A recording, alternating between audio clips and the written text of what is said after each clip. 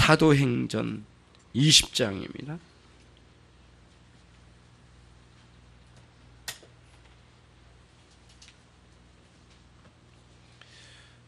사도행전 20장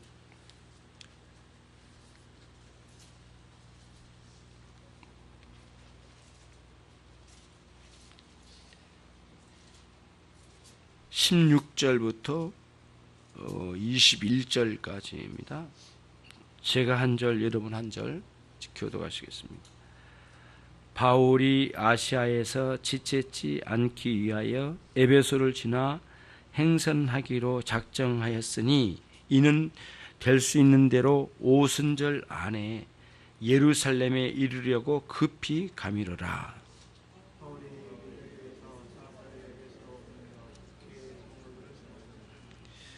오매 저희에게 말하되 아시아에 들어온 첫날부터 지금까지 내가 항상 너희 가운데서 어떻게 행한 것을 너희도 아는 바니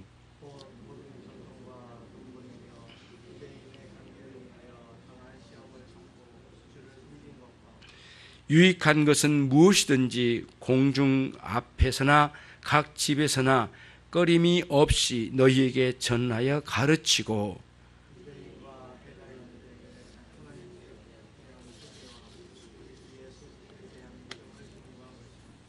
아멘. 21절까지입니다. 오늘은 요한복음에서 조금 벗어나서요. 수련회에 관련된 내용으로 바로 시작을 하려고 합니다. 그래서 오늘은 회개와 믿음에 대해서 쭉 이어갈 것인데요. 바울 사도의 고별 설교 안에 담겨져 있는 내용을 가지고 함께 살펴보도록 하겠습니다. 신명기 32장에는 모세의 고별 설교와 같은 노래가 나옵니다. 거기에는 하늘아 들으라, 땅아 내 말을 받아들이라 이런 내용으로 시를 읊어가면서 노래를 읊어가면서 백성들에게 말씀을 선포하는 장면이 나옵니다. 그래서 가나안 땅으로 입성하기 직전에 이제 그들이 어떤 신앙으로 살아야 할지를 선언적으로 이야기한 말씀으로 고별 설교를 했고요. 그리고 이제 모세를 이어받은 여호수아는 자기의 23장, 24장을 중심으로 고별 설교를 또 거기서도 남깁니다. 거기서는 이스라엘 백성들이 애굽에서 가지고 온 우상들을 버리라. 그 주 내용이 이제 그런 내용이고, 여호와 하나님만 유일하게 유일신 신앙, 그 신앙으로 회복하여 하나님께 돌아오라. 이런 고별 설교가 있지요. 이 외에도 여러 곳에 선지자들이나 사도들이 고별 설교의 내용과 같은 내용들이 여러 곳에 담겨져 있는데, 바울 사도에게는 사실 이게 교회를 향한 어떤 교회를 상대로 한 고별 설교가 이 부분입니다. 그 뒤에도 이제 물론 설교가 나오긴 하지만 그 뒤에는 이제 법정적인 다툼 속에서 변론하면서 나오는 설교들이었고요. 대부분 이제 그런 내용이었고 이제 그렇습니다. 그래서 오늘 이 본문을 이제 들어오게 되면 이런 내용입니다. 바울 사도가 전도 3차 전도 여행을 마치고 돌아오는 길에 마지막 아시아를 건너서 유럽으로 전도를 갑니다. 전도로 갈 때 가장 끝부분이 고린도 지역이에요. 고린도 지역이 지금 그리스 반도 끝자락에 있는 도시지 않습니까? 다시 거꾸로 유럽의 전 지역을 데살로니가하고 빌립보 교회를 해서 다시 거꾸로 돌아옵니다. 이렇게 유럽을 대륙으로 쭉 돌아서 다시 어디로 오냐면은 드로아 지역으로 해서 지금은 터키, 아시아 일대로 다시 이렇게 진입해 거꾸로 돌아옵니다. 돌아올 때에 돌아오는 과정에 드로아에서 예루살렘으로 갈 때에 걸쳐서 갈 수 있는 곳이 에베소라고 하는 그런 지역이었어요. 근데 여러분 그 신약 성경에서 에베소 교회가 얼마나 큰 의미를 차지하고 있는지는 여러분들이 잘 아실 거예요. 사도 바울의 가슴에는 그 유럽 지역에는 그 빌립보 교회를 그렇게 사랑하는 마음으로 섬겨갔을 뿐만 아니라 이 아시아 지역에서는 에베소 교회를 그렇게 소중하게 또 섬겼고 또 거기에 많은 은혜가 있었던 모양이에요. 그래서 그거를 우리가 느낄 수 있는 건 어디냐면은 에베소서라고 하는 책을 보면은 알 수가 있어요. 신학적 깊이가 가장 깊은 책 중에 한 권이 에베소서입니다. 에베소서의 말씀을 통해서 보면 가장 신비로운 말씀이 꽉 들어차 있고요. 거기에 에베소 교회에 이제 섬겼던 그 섬김을 되돌아보는 내용으로 오늘 말씀이 여기에 이제 주어진 겁니다. 그래서 이제 오늘 내용을 보니까 사도행전 20장입니다, 여러분. 사도행전 20장 16절에 보니까 이렇게 되어 있어요.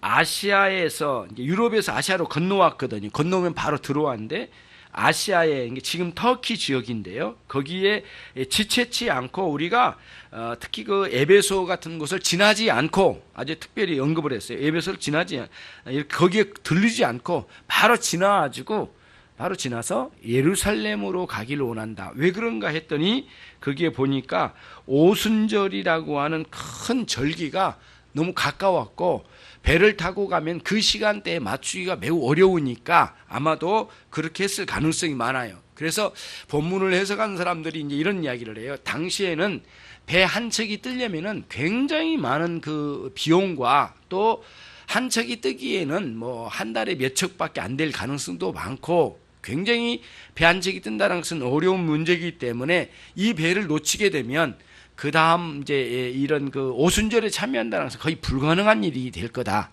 그래서 바울 사도와 그 일행이 서둘러서 이제 가야 되기 때문에 그렇게 사랑하던 교회 에베소 교회를 걸쳐서 간다는 것은 좀 어려운 문제가 있기 때문일 거라고 생각했다는 거죠. 그런데 앞뒤가 좀 맞지 않을 정도로 바로 이어서 17절에 아주 다른 이야기가 바로 나옵니다. 17절을 같이 한번 읽어보시겠습니다. 시작. 바울이 밀레도에서 사람을 에베소로 보내어 교회 장로들을 청하니. 밀레도는 에베소 지역이 좀 남동쪽으로 좀 치우쳐진 바닷가에 있는 항구입니다. 거기에 이제 그러니까 바닷가에 왔는데 우리가 이제 이 일행이 바로 또 에베소까지 내륙으로 좀 더 들어갔다가 오기에는 너무 시간적으로 어려우니까 아예 사람들을 보내어서 에베소 교회에 있는 장로들을 불러들여서 밀레도에서 만난 겁니다. 이 이야기예요. 그래서 이야기가 이제 그런 이야기예요. 그런데 거기에서 나온 내용이 이제 오늘 35장 쭉 이 장 이제 38절까지 쭉 이렇게 이어집니다. 내용이 대충 이런 내용입니다. 나 바울이 에베소 교회에서 사역을 3년 어간을 했는데 그동안에 내가 어떻게 영혼들을 섬겼는지는 너희 장로들이 나를 직접 보아서 알고 있을 줄로 믿는다. 내가 어떻게 했는가? 나는 모든 겸손으로 성도를 섬겼고 나는 모든 눈물을 다 쏟아 그 성도들을 섬겼다. 그 와중에 유대인들의 완악한 이단들이 그 관계로 인하여 얼마나 많은 핍박을 나에게 가했는가. 나는 그때 그 시험을 다 참고 또 참으며 영혼들을 섬기기를 끝까지 했노라. 이렇게 이야기하고 과거에 이 바울 사도가 에베소 교회에서 영혼들을 섬겼던 목회 사역을 다시 한번 되돌아보면서 하는 이야기죠. 나는 그때에 그렇게 섬겼고 그리고 나는 공중 앞에서 설교를 했고 각각의 집에 찾아가서 내가 설교를 했다. 그때에 내가 어떤 이야기로 말씀을 가르쳤는가라고 하면서 쭉 내용을 풀어내려가요. 그러면서 이제 이런 그 목회 사역을 모본 삼아서 너희 장로들은 앞으로 에베소 교회에 있는 성도들을 어떠한 정신으로 그들을 섬겨가야 될지 너희들은 스스로를 잘 판단하라. 그리고 나는 이제 떠난다. 그러면서 나는 다시는 돌아오지 못할 것 같다라고 하는 그런 내용으로 이제 이 장로들에게 이야기를 하는 겁니다. 마지막 고별 인사를 하는 겁니다. 그때 장로들이 큰 충격을 먹습니다. 그리고는 이미 소문이 파다하게 퍼져가지고 지금 이제는 그 바울 사도를 죽이려고 하는 무리들이 너무 많이 득세해가지고 특히 그 유대인들에게는 아주 극도로 지금 흥분된 상태여가지고 사도 바울만 보면 죽이려고 덤벼들 상황이 왔기 때문에 사도 바울이 예루살렘으로 아무리 오순절이고 어떤 아무리 큰 절기하다 할지라도 바울 사도가 가면 안 된다는 것이었어요. 그래서 여간에 그 밑으로 쭉 내려오면은 이 이야기를 듣고 나서 에베소 교회 장로들이 이 사도 바울을 붙잡고 늘어집니다. 가지 말라고요. 가면 안 됩니다. 절대 가서는 안 됩니다. 막 매달립니다. 바짓가리는 자꾸 매달리고 있어요. 근데 사도 바울이 나도 안다. 내가 가게 되면 어떻게 삶이 되고 어떻게 죽게 될 거라는 것도 나도 안다. 그리고 심지어는 성령께서 내게 가게 되면 죽게 된다고까지도 말씀하셨다. 라고까지 말을 해요. 그러고는 사도 바울이 성령의 음성이 들렸음에도 불구하고 성령께서 죽게 된다고 말씀하셨지만 가지 말라고 말씀하지 않으셨다. 한마디로 말하면. 그리고는 예루살렘으로 가게 됩니다. 그런 과정에 장로들이 얼마나 그 사도 바울을 사랑했는지를 한번 36절에서 8절 말씀을 같이 한번 읽어보면 알 수 있을 것 같습니다. 자, 같이 36절부터 끝까지 읽겠습니다. 이 말을 한 후 무릎을 꿇고 저희 모든 사람과 함께 기도하니 다 크게 울며 바울의 목을 안고 입을 맞추고 다시 그 얼굴을 보지 못하리라 한 말을 인하여 더욱 근심하고 배까지 그를 전소하니라. 그러니까 여러 가지 헤어짐이 있지만은 이런 헤어짐은 슬프지만은 아름답습니다. 그렇죠? 마지막 서로가 헤어지기 싫어한 이 모습. 그러니까 마지막 바울 사도를 향한 아름다운 배웅이 밀레도에서 있었던 장면이에요. 그렇죠? 우리는 이 장면의 어떤 것에 감흥을 받으려고 하는 것이 아니고요. 사도 바울이 그러면 어떻게 이 양떼들을 그리고 그 장로들에게 말씀을 가르쳤는지, 그 무엇을 가르쳤길래 어떤 내용으로 가르쳤길래 그들이 그렇게 감동적으로 사도 바울을 아끼고 사랑했는지, 그리고 목양적 그 관계가 이렇게 따뜻하게 될 수 있는지를 한번 살펴보려고 합니다. 자, 그러면은 사도 바울이 3년 동안 전했던 말씀의 요약을 두 가지로 딱 축약을 했습니다. 21절 말씀입니다. 같이 함께 읽겠습니다. 유대인과 헬라인들에게 하나님께 대한 회개와 우리 주 예수 그리스도께 대한 믿음을 증거한 것이라. 사도 바울이 에베소 교회에서 전했던 말씀의 요지는 딱 축약하면 회개와 믿음으로 축약이 됩니다. 여러분과 저의 인생에 이제 새로운 시작이 됐습니다. 주님을 믿고 난 이후에 이전에 주님을 모르던 삶은 버리고 주님을 아는 새로운 삶으로 시작이 되었습니다. 그 시작된 그 생활은 두 가지의 신앙생활의 두 가지 내용으로 요약이 될 수 있는데, 세린이가 안쪽으로 좀 들어왔으면 좋겠다. 세린, 뒷분들이 좀 안 보이시니까 좀 한 칸만 더. 미안해, 좀 한 칸만. 여러분과 저의 신앙생활은 평생 두 가지 요소의 흐름이에요. 하나는 회개와 하나는 믿음입니다. 그런데 여기서 표현을 하나님께 대한 회개라고 되어 있습니다. 오늘 말씀에는 하나님께 대한 회개. 그 말씀은 어떤 의미를 담고 있느냐 하면요, 모든 인생은 하나님, 심판주 대신 하나님 앞에 있다란 거예요. 그렇기 때문에 하나님께로 돌아간다는 것은 사실은 회개를 통하여 전환된 상태로 돌아간다는 거예요. 심판받을 상태로 돌아가는 게 아니라 심판받을 상태로 돌아가 버린다면 하나님께 진멸되고 진노 가운데 있게 되지 않겠습니까, 여러분? 그러니까 하나님께 돌아가기에는 어떻게 돌아가야 되냐? 회개를 통하여 바뀌어져서 돌아가야 된다는 거예요. 하나님께 회개로 돌아가야 된다. 그래서 회개를 하나님께 대한 회개라는 표현을 쓰게 된 겁니다.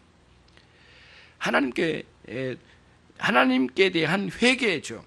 그런 의미로 이 하나님께 대한 회개로 쓰여지게 된 것이에요. 여러분과 저의 생애는 처음 하나님께 돌아오는 첫 번째 회개가 있는가 하면 이후에 우리는 지속적인 회개의 삶을 살아가는 것이에요.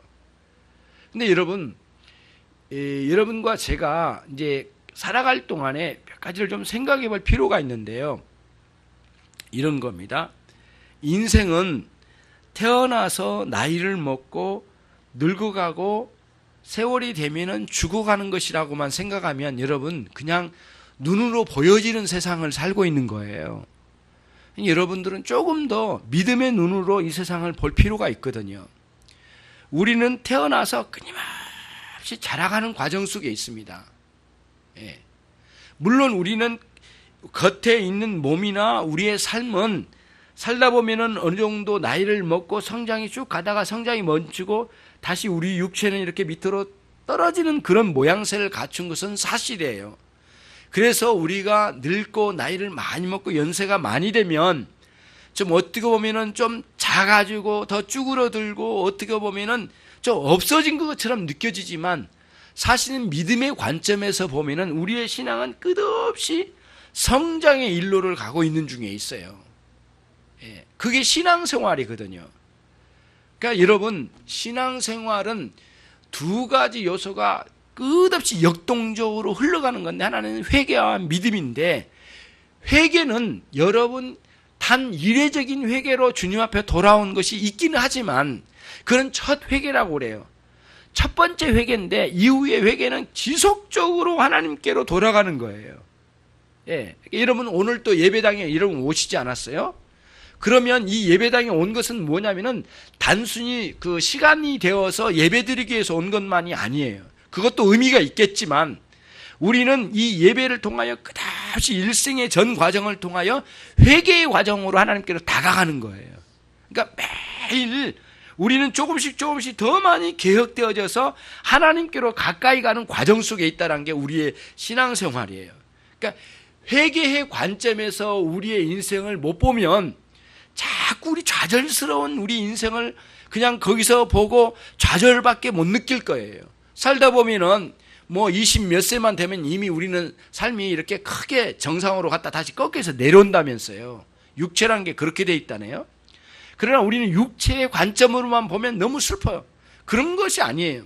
그래서 우리들이 고린도후서 4장 16절 416 겉사람 날마다 후패해져 가고 겉사람은 자꾸 꺼져간대요. 이렇게. 그런데 새 사람은 날마다 새롭도다예요.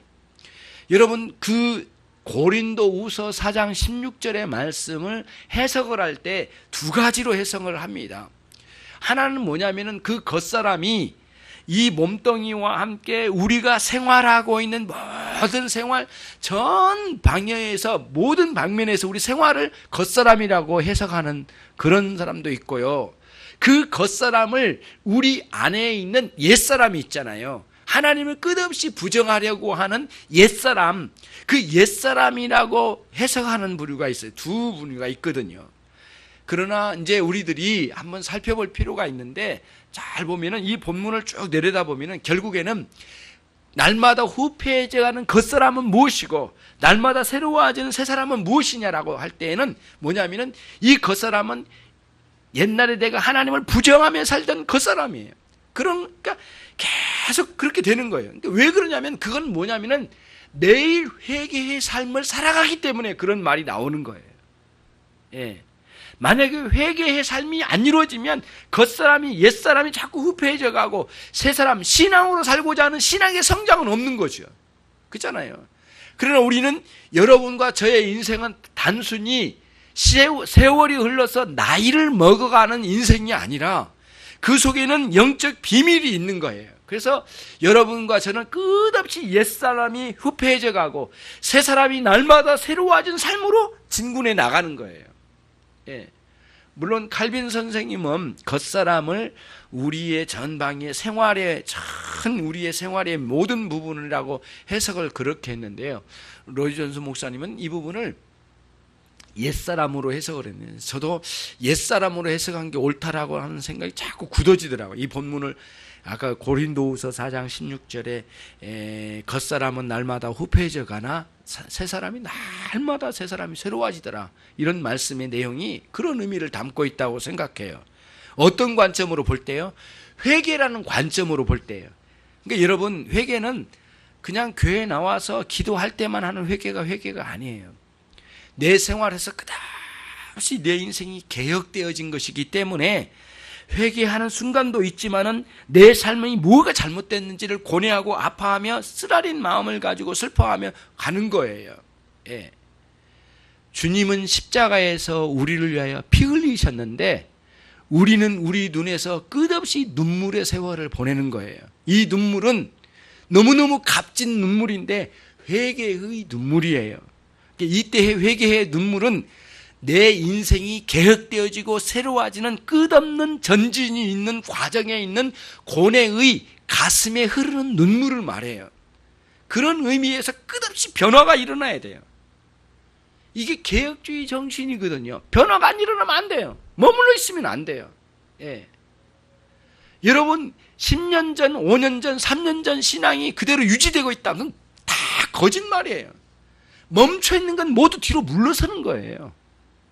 더 많은 죄악 가운데 머물러 있었을 가능성이 많아요. 절대 여러분 거기에 속지 마세요. 내 신앙이 머물러 상당히 유지를 이유가 있다. 유지라는 건 없어요. 신앙이 유지라는 게 없어요. 신앙은 끝없는 전진일 뿐이에요. 계속 가는 거예요. 그러면 수많은 그 흐르는 강물에 그 흙탕물과 함께 나무 토막과 막 밑에는 바위가 굴러가고 막 하면서 썩은 쓰레기 같은 것들이 막 오지만은 살아있는 물고기는 그거를 치고 올라가는 거예요. 맑은 물을 향하여 계속 올라가듯이 우리 신앙은 그래야 되거든요. 너무 많은 그리스도인들이 흐르는 물에 막 떠내려가는 거예요. 죽은 고기 마냥. 이렇게 가서는 안 된다는 거예요. 그거에 대한 혐오감을 느낄 수 있는 신앙의 생활에 도전이 자기 자신이 있어야 되는데 자꾸 하는 말이 남의 죄나 들춰보고 그리고 남의 죄 잘못된 거나 말을 하고 언급을 하고 안 되는 거예요. 그런 신앙은 끝없이 거기에 매몰돼 버릴 수밖에 없어요. 그래서 여러분들은 오늘부터 그래요. 정말 매일 회개의 역사가 내 인생에 계속적으로 주어지지 않으면 안 된다는 거예요. 여러분, 아우구스티누스의 그 고백록을 여러분 한번 봐야 돼요. 한번 꼭 우리가 그 고백록을 한 번쯤 봐야 돼요. 성경과 함께 고백록을 한번 꼭 봐야 되는데요. 그의 전 과정은 참 부끄러운 내용을 그대로 써요. 그러나 그냥 너절하게 그냥 쓴 것만이 아니에요. 그 문제 하나하나를 가지고 자기 육체를 막 그 기름 짜듯이 짜가지고 이거를 고뇌를 하는 거예요. 이거를 고뇌를 하는 거예요. 예. 어린 나이에 이렇게 여러 여성과 만나가지고 아이를 낳습니다. 예.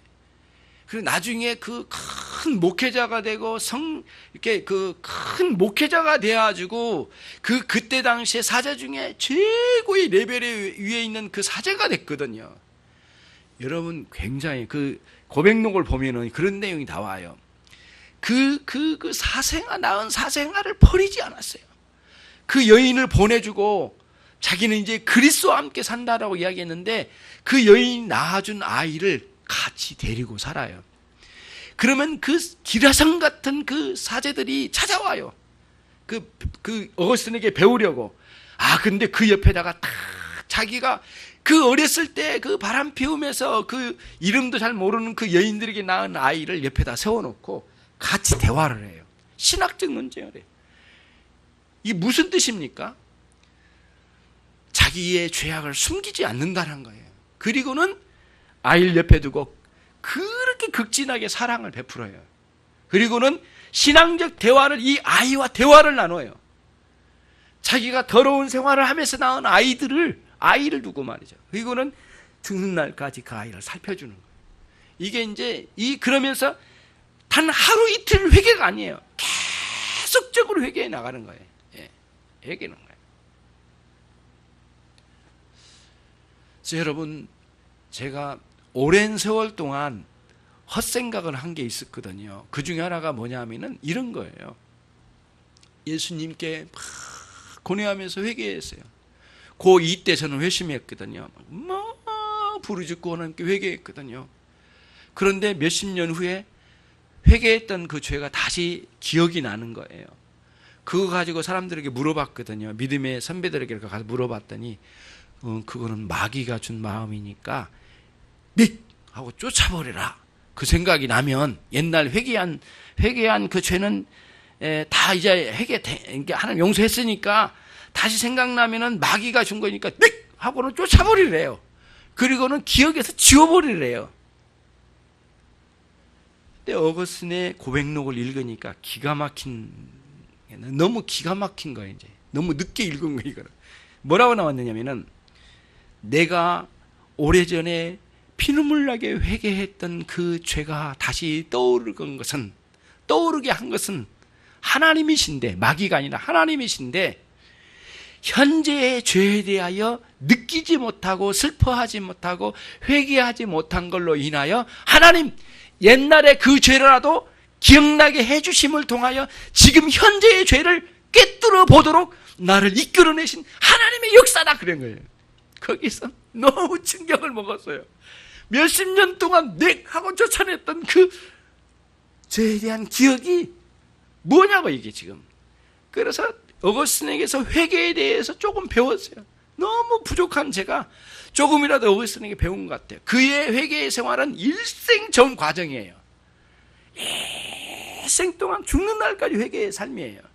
그거를 단순히 눈물 콧물 쏟는 것만 회개라고 보면 안 되고, 여러분, 깊이 슬퍼하고 아파하고 간장이 녹아지는 것 같은 아픔의 고뇌를 갖는 것을 회개의 관점으로 보는 거예요, 같이. 그리고는 내 삶이 개혁되어져야 돼요. 그대로 머물러 있으면 안 돼요, 제발. 그거거든요. 그러니까 여러분, 이거예요.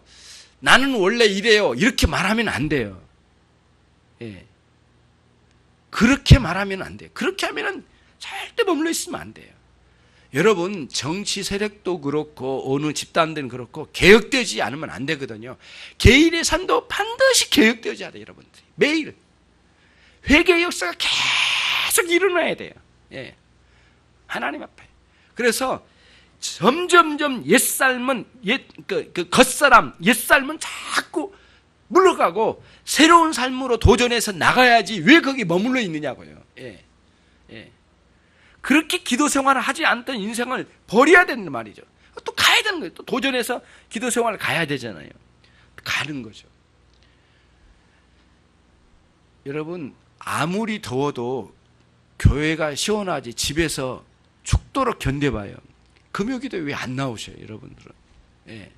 금요기도에 다른 교회 가서 기도하셨습니까? 왜 그러십니까, 여러분은?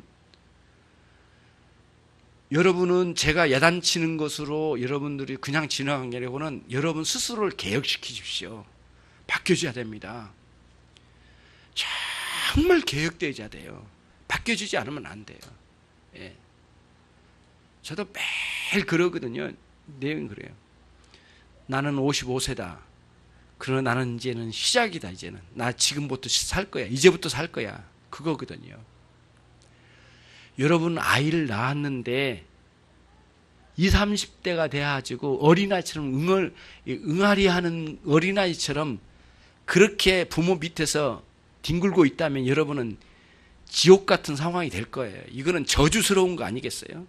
아이는 나이에 맞게끔 성장해야 되거든요. 어느 정도 사고의 체계가 달라져야 되거든요. 바뀌어져야 되겠죠. 사춘기는 굉장히 그런 면에서 고무적인 면이 있거든요. 우리가 이제 사춘기를 경험하면서 좀 말을 안 들으니까 그냥 힘드니까 당장 그렇게 좀 부정적으로만 생각하는데 사실은 사춘기는 이 사고의 체계가 좀 변한 거거든요. 우리 아버지, 우리 할아버지가 최고인 줄 알았어요. 근데 친구 집 가니까 우리 아버지보다 더 훌륭한 분이에요. 더 많이 배웠어. 아는 것도 많아. 인격은 더 뛰어나. 세상을 아는 게 너무 많으셔. 다른 집 아저씨는. 처음으로 우리 아버지보다 큰 분을 만난 거예요. 그러니까 아버지가 작아 보이는 거예요. 아버지가 말하는 게 좀 작게 느껴져요. 답답해요. 또 갔더니 학교에 갔더니 뭐라 이건 뭐야 이거는 엄청난 거대한 사람이 만난 거예요. 선생님.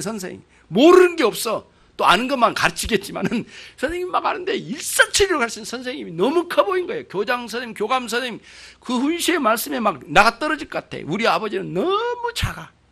그러니까 이게 사고의 체가 바뀌잖아요. 사회가 열리고 새로운 사회가 열린 거예요. 이 사춘기는 고무적인 거거든요. 굉장히 많이 성장한 상황이에요. 당장 우리가 힘들어서 자식이 막 말 안 들은 게 힘들어서 좀 그렇지만은 굉장히 고무적인 거 발전이거든요.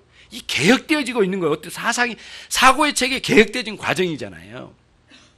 일부에도 말씀드렸지만 좀 50이 넘어가도 또 한 번 사춘기가 옵니다. 그게 뭡니까, 여러분? 그렇잖아요. 갱년기. 갱년기는 또 다른 사춘기라고 보는 거예요. 저는 그렇게 생각해요. 근데 갱년기에 좀 쉽지 않죠. 근데 좀 부정스럽게 생각해요. 좀 그렇게 생각해요. 막 갱년이면 뭐 이제 다 늙었구나. 뭐 힘도 빠지고 뭐 어떡하죠. 그런데 결국에는 우리는 회개의 관점으로 우리 인생을 보면 사춘기나 갱년기나 굉장히 발전이라고 생각해요. 하나님께로 더 가까이 가는 과정이라고 생각해요. 단순히 시간적 개념으로만이 아니라 더 성숙되어져야 된다고 생각해요. 갱년기 오면서 이런 생각이 더 많이 바뀌고 혼란스럽고 너무 많이 달려왔잖아요. 조금 지쳤잖아요. 조금 내 인생이 지쳤어요. 예, 남편 때문에 지치고 자식놈들 때문에 지친 거예요. 너무 지친 거야. 지금 좀 쉬고도 싶어. 쉴 수는 없어. 그러나 이 생체 리듬도 바뀌어버렸어. 이제는 막 그런 상황이 온 거거든요. 근데 우리는 단순히 육체적인 변화나 심리적인 변화만이 아니라 하나님 앞에서는 여러분 우리 그냥 그 정도에서만 머뭇거리면 안 된다는 말이에요. 회개의 관점으로 개혁시켜 나가는 관점으로 갱년기를 맞이해야 되죠. 가야 된다고 생각해요. 성숙해져야 되거든요. 예, 성숙해져야 합니다. 아이들이 굉장히 성숙해져 갑니다. 저는 여러분은 아이들을 키우면서 어떤 경험이 있으신지 모르는데 저에게는 굉장히 충격적으로 우리 아들은 그거 기억 못할 겁니다. 기억 못할 거예요. 근데 상상만 기억해요. 예. 교회 상황을 두고 걱정을 하니까 아들이 하는 말이 어느 날 밥 먹으면서 하는 말이 그래요. 엄마 아빠 너무 그렇게 걱정 마세요. 하나님이 이끌어 가실 거예요. 그럼 휙 하고 돌아갔어요. 그냥 돌아갔는데 저쪽으로 이렇게 갔는데 제 할 일을 하러 갔겠죠. 근데 이 가슴에 눈물이 나는 거예요. 처음으로 듣는 이야기예요. 처음으로. 예. 어느 날 딸이 전화 통화를 하는데 이런 이야기를 하더라고요. 그러니까 다른 대화도 있죠. 근데 아빠 힘들지 않아?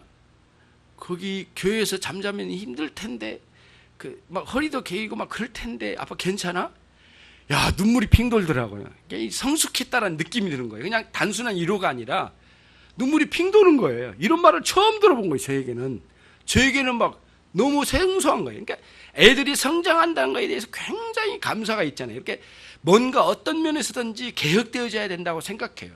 특별히 여러분은 하나님과의 관계 속에서 개혁되어지지 않으면 안 된다는 거예요. 이게 개혁신앙이거든요. 단순히 뭐를 맨날 바꾼다는 게 개혁이 아니에요.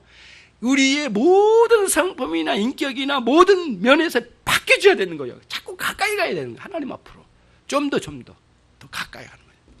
이게 신앙이거든요. 일생을 통하여 계속되는 것이 회개다. 이렇게 보는 거죠.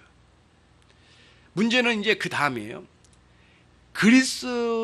그리스도께 대한 믿음이에요. 그러니까 여기서 이렇게 보면 개념상 이렇게 보니 회개와 믿음은 나뉘어지지 않는다. 나눈 것은 기독교가 아니다. 회개와 믿음은 항상 같이 간다. 믿음이 있어야, 그러니까 뭔가 기댈 곳이 있어야 옛 것을 버리죠. 뭔가 이쪽으로 튀어가는 어떤 그 피난처가 있어야 옛 삶을 도망쳐서 나오는 거지 아니겠어요? 어디 갈 데가 있어야 도망 나온 거지. 갈 데도 없는데 나올 일은 없잖아요. 반드시 믿는 부분이 있어야 되는데 그분이 뭐냐면 예수 그리스도예요. 그리스도를 믿는 마음이 견고하게 있을 때 옛삶을 버리는 거예요. 요 원리예요. 그래서 항상 회개와 믿음은 같이 가는 거예요. 그래서 제가 오래전에 정말 이 믿음과 회개를 자꾸 생각하면서 이제 묵상하면서 이런 구도를 생각했어요. 아, 이거 신앙상, 기독교 신앙상은 다른 게 아니다. 딱 한마디로 내가 요약을 해야 되겠다. 자전거 타기다. 왜? 기독교 신앙은 회개와 믿음인데 앞바퀴는 회개고 뒷바퀴는 믿음이다. 앞바퀴 회개가 굴러가면 바로 뒤따라서 똑같이 움직이는 거예요. 뒷바퀴가 같이 가는 거예요. 믿음이 충만해지면 그때는 회개의 역사가 있는 거예요. 여러분 가장 은혜 받을 때가 언제인 줄 아세요? 회개의 눈물을 흘릴 때예요. 가장 은혜가 없을 때 언제냐? 교회 열심히 다니는데도 열심히 예배하고 열심히 충성하는데도 눈물 한 방울 없는 사람. 예. 그런 생애를 사는 것은 부끄러운 거거든요. 눈물 없이 예배드린다기 말이 안 되는 거죠. 그런 정말 가슴에 흐르는 눈물이 있어 하나님께 나가는 그런 예배해야 되는데 지금 한번 돌아봐요. 지금 여러분들의 회개의 눈물을 언제 흘리셨는지 한번 돌아봐요. 예. 없을걸요? 맨날 우리 비가 안 와서 가물어서 힘들다고 하는데 여러분의 눈에 가물어서 문제예요, 사실은. 진짜 문제는 그게 문제라고 생각해요. 예. 자꾸 뭐 어느 저수지에 뭐 물이 적네, 뭐 올해는 농사 멋진네, 이것만 우리 눈 떠 볼 게 아니라 여러분의 눈물샘에 눈물 없음이 이 저주스러운 상황이라고 생각하고 도전해서 그걸 싸워가야 되거든요. 가장 큰 적은 뭐냐면 여러분의 죄에 대해서 여러분 마음에 슬픔이 없는 거예요. 이게 가장 저주스러운 거예요. 이거는 우리 신앙에서 걷어내야 될 거예요. 싸워가야 될 거예요. 무엇 때문에 일이 됐는지 한번 돌아보시라고요. 스스로를. 예. 스스로를 한번 돌아봐요. 회개 없는 신앙생활은 결코 올바른 신앙생활 아니에요. 예. 반드시 넘어져 있어요. 그분은 병들어 있어요. 예. 어린아이지만 어린아이가 두 종류가 있어요. 건강한 어린이와 병들어 있는 어린이가 있어요. 신앙의 개념에서 20년, 30년 돼도 어린아이 같은 신앙이 머물러 있고 이렇게 어리석게 판단하고 이렇게 가는 것은 병적인 어린아이잖아요. 그러나 이제 예수님 믿기 시작했어요.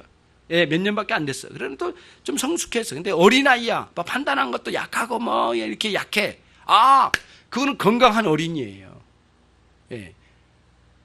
똑같은 어린아이라고 보면 천만의 말씀이에요. 그거는 아니에요. 여러분 한번 또 말씀드릴게요. 은혜를 많이 받은 신자가 있어요. 이 사람이 저지른 간음죄와 이제 막 신앙생활하는 사람이 간음죄와 하나님 어떻게 다룰까요? 이 사람은 쳐 죽여서라도 진멸시켜서라도 하나님 벌을 내리실 거예요. 초신자는 하나님 기다리시고 또 역사하시고 또 해서 이끌어내실 거예요. 은혜 많이 주었는데도 그렇게 오랜 세월 동안 은혜 주고 사랑을 베풀었는데도 끝까지 그런 식으로만 사랑을 하나님 가만두지 않으실 때가 있으셔요. 여러분의 인생에 딱 멈추게 만드실 순간이 오시게 된다는 거예요. 그런 차원에서 여러분 정말 내 인생을 한번 개혁시켜 나가야 돼요. 크게 변화시켜 나가야 돼요. 그냥 환경과 여건과 몸이 아니에요. 그냥 내 심령에 하나님을 향한 믿음의 역사, 회개의 역사에 이런 부분이 일어나지 않고는 결코 여러분들 개혁신앙의 삶을 살고 있지 않은 거예요. 말로는 개혁 말은 하지만은 사실은 자기의 심령은 뒤로 가고 돌아가고 있고, 예, 병적 어린아이에 머물러버린 이 생활이 정말 이 스스로를 향하여, 나는 여러분들에게 말한 게 여러분 스스로를 향하여 야, 이건 저주스러운 인생이다. 이건 말도 되지 않는다. 하나님의 그 넘치는 은혜에 비하면 내 이 생활은 도저히 견딜 수가 없노라. 이렇게 말하면서 이거를 깨우쳐야 되겠죠. 부서뜨려야 되겠죠. 개혁시켜 나갔죠. 이게 회개의 역사예요. 계속적으로 이 부분이 이루어가야 됩니다. 예. 그래서 어떤 분이 그래요. 나는 뭐 아침잠이 많고 나는 어떻고 막 그런데 그거는 말도 되지 않는 소리예요. 어디 가서 그런 말 하면 안 돼요. 예. 원래 나는 그래요 라고 하는데 그거는 말도 되지 않는 소리예요. 예. 그 자기 혼자 할 소리고 가족끼리는 할 말이지 어디 가서 그렇게 하면 안 되거든요. 나는 원래 이래요 라고 그렇게 하면 돼. 개혁신앙이 개혁되어지지 않는 신앙에 머물러 있기 때문에 그래요. 여러분과 제가 크게 저는 여러분들께 제시하고 말씀드립니다. 여러분들이 스스로가 이제는 하셔야 될 일이니까요. 설교는 여러분들에게 말씀을 전달해주고 전해드린 것 뿐이에요. 사실은 여기까지예요. 그러면 여러분이 설교를 진짜 하시는 겁니다. 삶의 현장에 가지고 내가 설교를 하는 거죠. 삶이라고는 현장에서 설교를 여러분이 하셔야 돼요. 예. 그러면 여러분 다시 한번 딱 까놓고 이야기할게요. 설교를 자꾸 사람들은 말해요. 목회자가 설교를 잘못한다 이렇게 말을 하는데 그 말이 나는 어떤 면에서는 굉장히 훌륭하다라고 생각해. 그렇게 말한 거는. 근데 어떤 면에서는 완전히 잘못된 면이 있어요. 자기는 설교 안 해요. 삶이라는 현장에 자기는 설교 안 하고 목회자에게 떠버리기만을 기다리는 거예요. 잘 떠버리고 노래 잘하고 예. 악기 잘 연주하고 사라지는 목회자 원하죠. 내 귀에 즐겁게. 그럼 그런 신앙생활은 안 된다는 거예요. 여러분 저는 설교해요. 여기까지 합니다. 그러나 여러분의 삶에 가서 설교를 하셔야 됩니다. 실제 삶이라는 설교를 읽고 나가시고 거기서 개혁시켜 나가셔요. 그렇다고 해서 우리가 오늘 당장 가가지고 집을 때려 엎고 막 그런 거 아니지 않습니까? 그게 아니에요. 다 그대로 살아가요. 삶을 살려면 그대로 살아가요. 그런 내 안에서 하나님을 향한 이 변화되지 않는 이 부분들이 개혁되지기를 위하여 하나님께 나가는 거죠. 그런 삶을 계속해서 살아간 겁니다. 그럼 이게 신앙생활의 이런 회개의 관점으로 신앙은 꾸준히 성장을 계속하는 그 일로에 있는 거지. 여러분과 제가 겉사람이 날마다 후패해져 가고 새 사람이 날마다 새로워지는 그런 겉사람, 옛사람이 날마다 무너지고 새 사람이 날마다 건축되어지는 그런 삶이 고린도후서 4장 16절의 말씀처럼 이루어져야 되지 않겠습니까? 그거를 오늘 여러분들에게 말씀을 드리는 것이에요. 말씀. 그럼 믿음으로 갑니다. 그러면 회개를 그렇게 이루고 나가는데요. 믿음이에요, 믿음. 믿음이 없는 회개는 회개가 아니에요. 실제로 로마 가톨릭이나 이교도에서는 믿음이 없는 회개를 시도를 많이 했습니다. 정말 많이 했어요. 그런 그 믿음이 없는 회개를 시도를 했는데요. 올바른 회개도 아니지만 믿음이 없는 회개가 그거거든요. 인간의 고행. 열심히 선행을 베풀어서 자기의 잘못된 것을 어떻게 감프라치 하려고 하는 것. 그다음 주님을 의지하지 않으면서도 자기 절제를 열심히 해가지고 뭔가 이뤄보고자 하는 그런 것들. 온갖 자기 중심에 있는 것들을 죽여서라도 뭔가 억제시켜서라도 뭔가 이뤄보고자 하는 모든 그런 시도들, 이런 것들이 믿음이 없는 회개에 속하는 것들이에요. 물론 거기는 막 오만 잡동사니 같은 것들이 많이 있죠. 예, 그렇잖아요. 그래서 우리가 이제 그 루터의 그 영화에도 보면 그런 게 나오잖아요. 막 기어 올라가잖아요. 고행을 통해서 뭔가 제가 이렇게 이가 아프니까 고통스러우니까 내 안에 있는 정욕이 죽어지진 않을까 이런 생각을 시도했는데 갖다 내려오면서 이게 웬일이야? 이게 피투성이 되고 물이 투성이가 됐는데 내려오면서 이 안에 정욕이 확 끌어올랐대요. 어떤 정욕? 이렇게 내려오면서 봤대요. 저 인간들은 뭐 하는 거야? 먹고 사는 데만 저렇게 빠져 있고, 저 인간들은 다 그렇고 그런 인간들이구나. 우리 같이 고행한 사람들은 이렇게 훌륭하게 고행하는데, 뭐예요? 바로 즉각적으로 남들을 판단하고 욕하고 비난하고 있는 거예요. 자기 마음에. 그러면서 이런 정욕적인 게 너무 그렇게 막 너무 깜짝, 자기 자신이 까무라쳤대요. 너무 놀랬대요. 이렇게 고행하고 기어 올라가가지고 내 안에 정욕이 죽은 줄 아니? 죽기는커녕 바로 나와서 사람들을 욕하고 있는 거예요. 내 모습이. 이 더러운 정욕이 자기 안에 있는 걸 보고 이 고행은 진정한 회개가 아니구나. 루터가 거기서 깨우쳤어요. 이건 다 가짜다. 이거는 다 가짜다. 다 사기친 거다. 이거는. 그거를 새로 시작한 거예요. 말씀으로 돌아본 거예요. 오직 의인은 믿음으로 말미암아 살리라. 그 믿음 안에 있는 진정한 회개의 역사로만 인생이 제대로 되는 거구나 깨닫기 시작한 거예요. 그래서 믿음과 회개는 같이 가는 거예요. 나뉘어지지 않고. 믿음 없으면 회개는 의미가 없는 거예요. 예. 믿음은 반드시 회개의 역사로 이끌어가는 거예요. 회개가 풍성하면 우리의 믿음은 왕성하게 일어나기 시작할 거예요.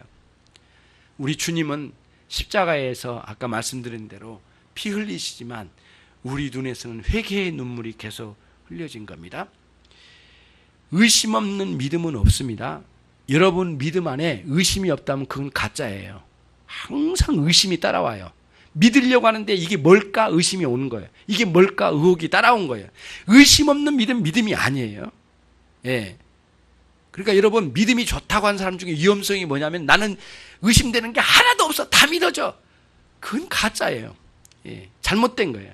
항상 제대로 알고 믿으려고 하니까 이게 이해가 잘 안 되거든요. 그러니까 의혹이 따라온 거예요. 그러니까 그러면서 또 주님 앞에 해결되면서 자꾸 가는 거거든요. 그래서 믿음이 성장하는 거 아니겠습니까? 믿음의 성장이 없는 것 중에 하나가 뭐냐면 의심이 없는 거예요. 의혹이 없는 거예요. 의문이 없는 거예요. 물음표가 없는 거예요. 이게 뭐지? 이거 왜 이랬지? 예수님 왜 이러시지? 말씀이 왜 이렇게 나왔지? 예수님이 이렇게 왜 고함치시지? 왜 예수님 십자가에 죽으셨지? 뭐하러 죽으신 거야? 나하고 무슨 상관이야? 저 사람들하고 무슨 상관이지? 자꾸 이런 생각을 못 하는 거예요. 그게 믿음이 없는 거죠.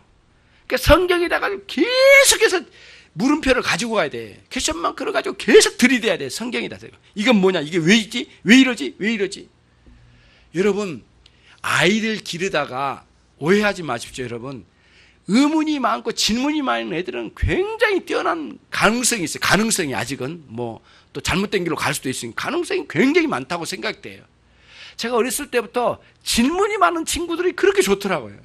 질문이 많아요. 이렇게 뭐가 그렇게 질문이 많은지 몰라. 그렇게 질문이 많아요. 그러니까 계속 알아가는 거죠. 믿음의 역사가 그러거든요. 의심 없는 믿음은 없다. 또 슬픔 없는 회개는 결코 있을 수 없다. 고통 없는 회개는 있을 수도 없다. 고뇌함이 먼저 오는 거예요. 그래서 우리는 회개라고 해서 바로 하나님 아버지 오늘 가지고 바로 엎드려가지고 바로 막 눈물 콧물 쏟는 그런 식으로 가는 게 아니에요. 그 이전에 생활 속에서 고뇌가 있는 거예요. 내가 왜 이럴까? 나는 이것이 전부인가? 내 인생이 전부인가? 이게 신앙 전부일까? 왜 기독교 신앙생활을 이렇게 할까? 예. 왜 사람들은 신은 교회를 저렇게 다닐까? 나는 왜 이런가? 나는 뭐하러 찬양하는가? 왜 기도하는가? 뭐하러 목사는 저렇게 소리를 빽빽 지르면서 저렇게 말하고 헌금했는데 왜 야단만 치고 보내는가? 뭐 이런 의문들 다 해볼 필요가 있는 거거든요. 계속 가는 거예요. 고뇌하고 아파하면서 이렇게 개혁되어져 가는 거죠. 그런 의미의 사도 바울은 에베소 교회 성도들에게 강하게 메시지 두 가지로 축약했어요. 회개와 믿음. 여러분 놀라울 정도로 에베소서라는 책은 성경 66권의 가장 심오한 책이 에베소서입니다. 여러분들은 요한계시록이 어렵다고 하지만 진짜 어려운 거는 에베소서라고 생각해요. 예, 창세 이전에 예언의 창세 이전에 우리를 예정하신 하나님의 위대한 역사까지 치고 올라가려면 상상을 초월해요. 그리고 많은 날 우리 주님이 온 하늘과 땅을 다 통일시켜서 새 하늘과 새 땅을 만드신대요. 저 끝과 이 끝을 다 언급한 게 에베소서의 말씀이에요. 그리고 현재의 신앙을 이야기하거든요. 그러니까 무지하게 깊은 내용이 에베소서예요. 예. 루터는 로마서에서 무너졌고요. 칼빈 선생님은 에베소서에서 무너졌답니다. 회개가 일어났대요. 크게 하나님을 만났다는 뜻이에요.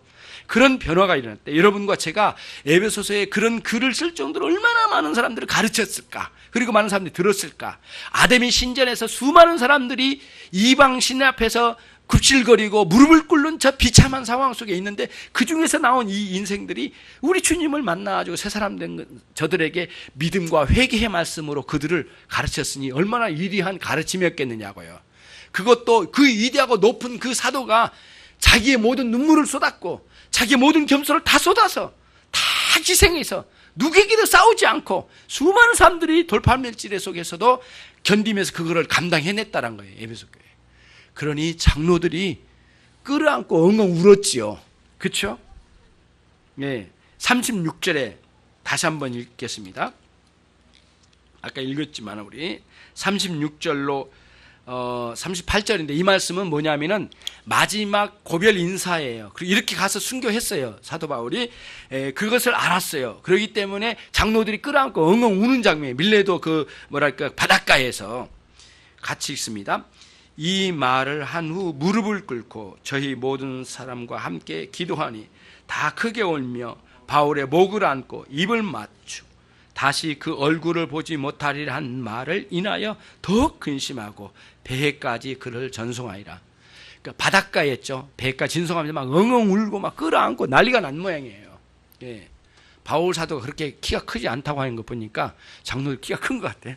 끌어안고 엉엉 우는 것 같아. 너무너무 감격적이고 너무 많은 것들을 가르쳐주고 복되잖아요. 여러분 인생에 이제는 그 사도 바울이 가르친 그 핵심으로 이제 들어간 거죠. 회개와 믿음의 세계가 계속적으로 있고 단 한순간도 멈추지 않는 자전거 타기의 신앙생활이 계속되기를 주님의 이름으로 축원합니다. 기도하겠습니다. 우리 이 시간 같이 함께 기도하겠습니다. 하나님, 저희 인생 일생을 통하여 회개의 생활이 계속되게 해주시고 믿음의 큰 성장이 늘 있도록 이끌어 주십시오. 저희를 불쌍히 여겨주십시오. 그 위대한 믿음의 세계로 이끌어 주십시오. 우리 같이 함께 기도하겠습니다.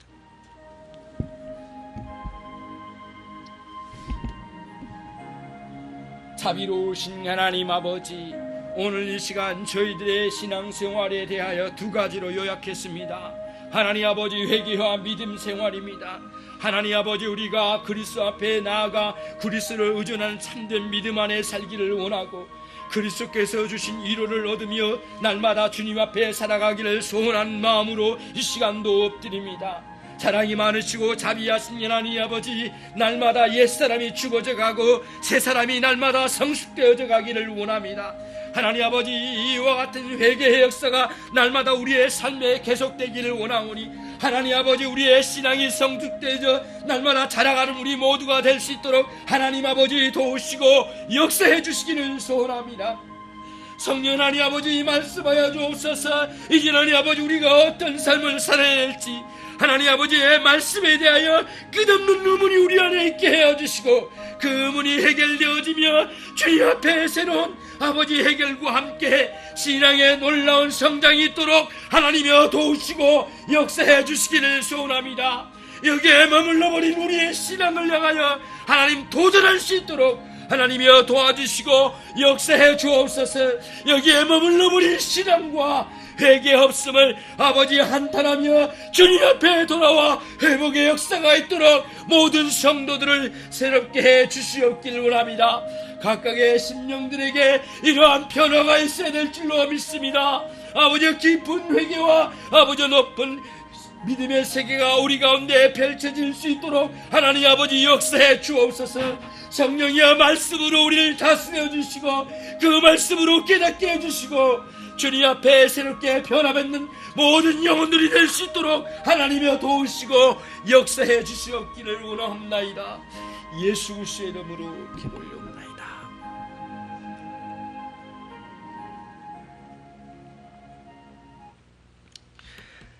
사랑이 많으시고 자비로우신 하나님 아버지, 주님을 모르는 어두움, 칠흑같이 어두웠던 옛삶을 버리고 나왔으나 여전히 우리 안에는 여전히 옛삶을 또 추구하며 살려고 하는 의도들이 있거나 또 불신앙적으로 살아볼 수는 없을까 유혹받으며 우리의 마음이 흔들릴 때나 또는 여러 가지 모양으로 주저앉거나 물러서거나 뒤로 돌아서는 어리석은 일이 많았던 것을 회개합니다. 주님, 이 시간 주님 앞에 구하오니 처절하게 우리의 영혼이 변화를 받아서 겉사람은 날마다 후패져 가고 날마다 새 사람으로 새로워지는 그리스도인으로 날마다 회개의 역사와 믿음의 성장이 있도록 하나님 도우시고 역사해 주옵소서. 크게 도전해 나가길 원합니다. 진리의 말씀에 크게 의존해 나가고 성령께서 이끌어주신 믿음을 통하여 성장해 나가는 모든 종들이 되게 해 주시옵소서. 예수 그리스도의 이름으로 기도 올리옵나이다.